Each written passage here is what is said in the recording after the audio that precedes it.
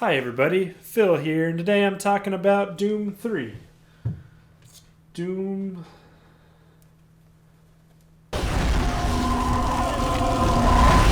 What the fuck? Oh yes, Doom 3, the edgy, atmospheric return of the father of FPSs. After sitting dormant for 10 years, the Doom series had serious competition to take back its place as top dog of shooting at things. Half-Life had changed the game with its story-driven action, and Halo Combat evolved and taken the world by storm with its story and multiplayer. So id Software had its work cut out for it. So they gave us Nameless Marine. He's got little personality, barely reacts to the crazy shit going on around him, much like a Gordon Freeman, but with a fully rendered character model just like Master Chief. Pretty sweet. The game itself plays on darkness, and I mean this shit is dark. It's impossible to see enemies at times, and in its original iteration, the game forced you to switch between a flashlight and your weapon, which was not a good time. But the modding community at the time created a duct tape mod, which lets you use a flashlight and wield your weapon at the same time, and oh man, it was a game changer. Not only that, but it became the standard way to play in the Bfg Edition released in 2012, thank God. I will give it to them though, they were going for a more survival horror approach and they achieved that and then some. This game is 15 years old and it still gets me with jump scares from time to time. The use of shadows, small enclosed spaces, unsettling audio.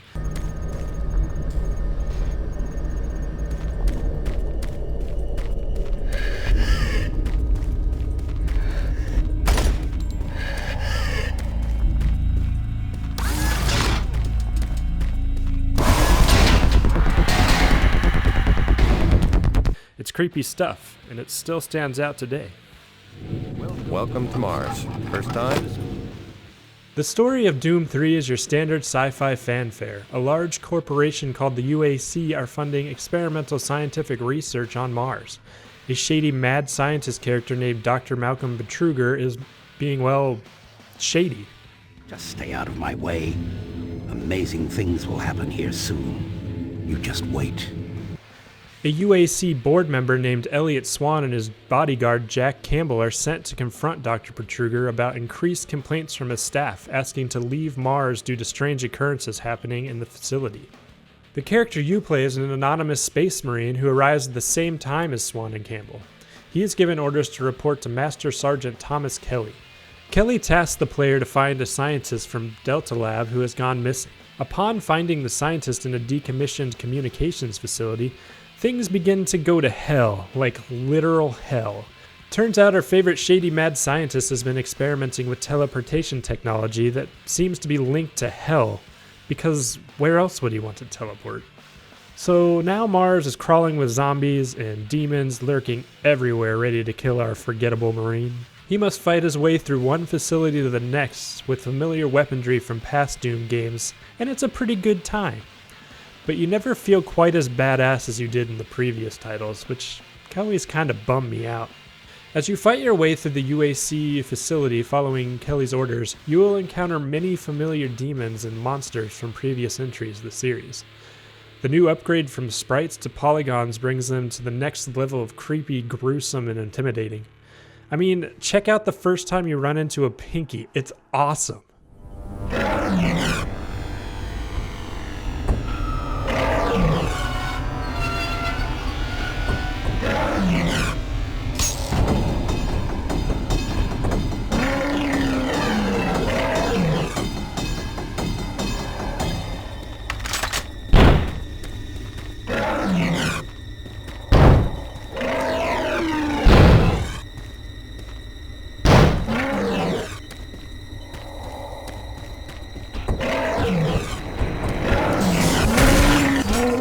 Eventually you find that Kelly and Dr. Betruger are working in cahoots with Hell and are planning to teleport Hell and its vast armies to Earth. While pursuing Dr. Betruger and Delta Labs, you are lured into a trap which transports you to Hell itself, forcing you to fight through numerous demons to retrieve an ancient artifact called the Soul Cube. The Soul Cube was created by an ancient Martian civilization and was used to defend against the forces of Hell. Convenient, wouldn't you say? With that collected, you can teleport back to Delta Labs, only to find that Hell doesn't need a UAC teleporter to get to Mars. They'll create their own. Not only that, but Kelly has gone full cybernetic demon, wielding the game's most badass weapon, the Bfg 9000. And we can't be having that because we need that gun. Fuck you, Kelly. Now that we've got our entire arsenal of Doom weaponry, it's finally time to get to the bottom of all this chaos and find the Hell Portal, or Hellmouth. It is found at the site of the archaeological dig where the Soul Cube was found, and is being defended by the Almighty's Cyber Demon. Using the Soul Cube for what it was designed for, you take him down and seal the Hellmouth just in time for reinforcements from Earth to make it to Mars. Too late, boys! But that's okay, we stopped Hell from making its way to Earth thanks to our no-name Marine. But hold on a second, we never found Dr. Protruger. Well, a quick shot to Hell reveals that he's been reincarnated into a dragon-looking demon thing. Good for him, I bet he's happier now. Research and design. The Bfg 9000 is the most advanced firearm ever designed. Fully self-contained and deployed as a handheld platform, it is capable of an excessive amount of firepower. Going back and playing this game reminded me how much I miss this era of first-person shooters. They were all about linear progression, unveiling story as you go, slowly ramping up in difficulty, all while arming you with the weapons you needed at the time. In the current age of open world everything, forced online multiplayer, and FPS titles are being pushed out every year with little to no improvement to the game design, just always rubs me the wrong way. I'm looking at you, Call of Duty. Doom 3 was a proper return to form for its time. It was enough of a change to bring the game to a more modern audience while keeping veterans of the series happy. But the best part, for me at least, was the pure hardware melting power it required to run on a PC at the time. This game used advanced shadow and lighting techniques, high texture and polygon counts that demanded a lot on the hardware back then. And I think it shows in the fact that this game still looks good in higher resolutions found in the Bfg Edition. I guess what I'm saying is it's aged decently well. Hold on a second. Doom 3 on original Xbox? Well, all this... Oh no, just kidding. They took that part out. If you didn't have the fortune of having a decent PC back in the day, well, we were blessed with an original Xbox release nearly a year later. I mean, it has to be pretty good, right? The short answer is no. This port looks like washed out garbage because the Xbox was running on last generation hardware and it just couldn't handle the same experience as a modern PC at the time.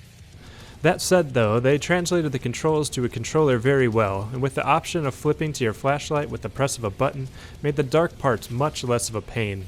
But still not as great as the Holy Duct Tape mod found on the PC. Other parts of the game took a hit though. Levels were changed a bit, shortened in order to fit it all on a single disc, and to reduce the amount of loading screens. I mean, just check out the very start of the game. If that's what it takes, but Kruger is gonna start doing things our way. Whatever you say, Counselor. Welcome to Mars. All new arrivals need to check in at reception.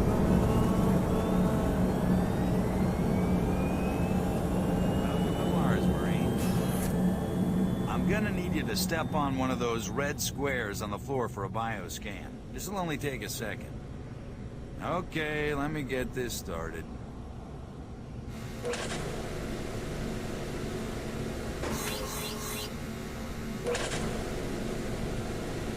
Alright, bioscan looks good. You're cleared for entry. If that's what it takes, but Kruger is gonna start doing things our way. Whatever you say, Counselor.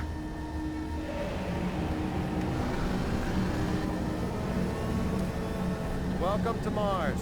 All new arrivals need to check in at reception. Union Aerospace is gotta bringing get you outta to the here. facility. To expedite your processing, please Welcome to proceed Mars, directly to Marine. reception. I'm gonna need you to step on one of those red squares on the floor for a bioscan. This'll only take a second. Okay, let me get this started.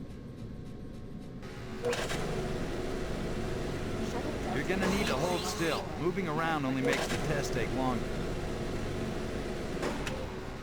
Alright, bioscan looks good. You're cleared for entry. As you can see, they basically made the first few moments of the game a cutscene rather than an interactive walking segment. That's not the only change in the first level though. They removed the bathroom most likely because the mirror would have been too much for the system to handle. And they took out the brief walk on Mars while searching for the missing scientist, again, probably to reduce unloading times.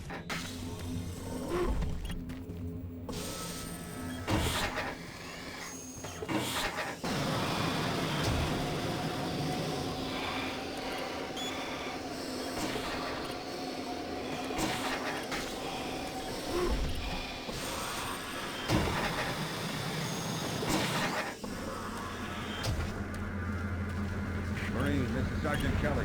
You need to double time it down there. Search your assigned area and haul your ass back to Mars City. Out.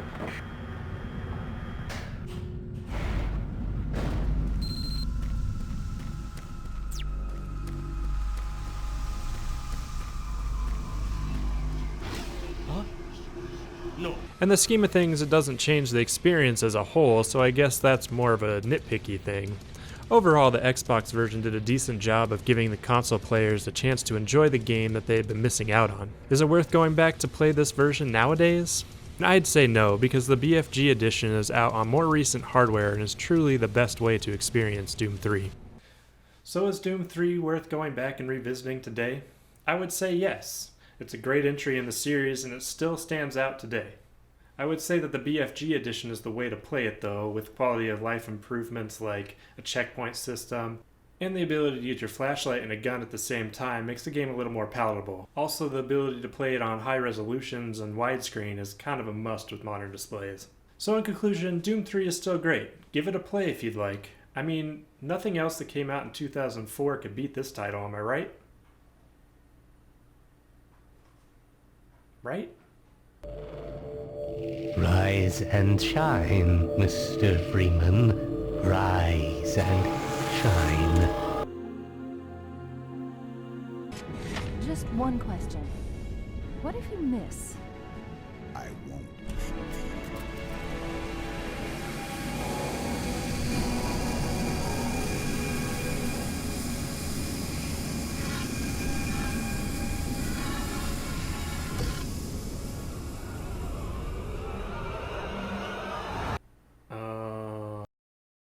Hi everybody, welcome to the end of the video. This is my first attempt at kind of a new series called Rig Spotlight. Basically it's going to be kind of reviews and retrospectives of games that I either like or really hate and I just feel like I want to share. If you liked the video, go ahead and hit that like button. If you didn't, you know what to do. Also, if you would like to subscribe, that would be awesome. That way I can kind of continue to make this kind of content. I had a lot of fun making this video, so I am planning to do more in the future. It'll probably be maybe a once a month type of release date, just because it does take a little more time than our Let's Plays. So you'll still see our Let's Plays from time to time. It's kind of hard to schedule everything with 3 working adults, so the Let's Plays will come out when they can, and then I'll continue to work on these series, and it should be a good time. So with that said, I will see you in the next video. Bye!